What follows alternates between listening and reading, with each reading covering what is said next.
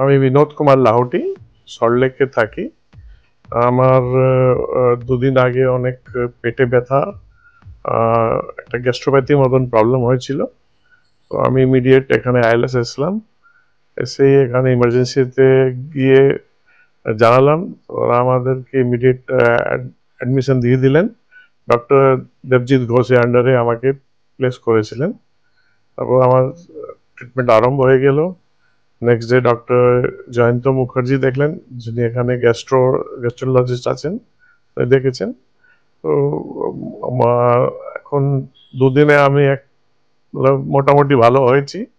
আর এখানে সব facility wise সব ভালোই পেয়েছি। আর ট্রিটমেন্ট টাইমলি হয়েছে সব। ডায়াগনোসিস যত ছিল তাড়াতাড়ি সব হয়েছে। তাই জন্য আমি 2-3 দিনের মধ্যেই এখানে একটা রিকভারি পেয়েছি। আর আজকে আমার একটু পরে ডিসচার্জ আছে।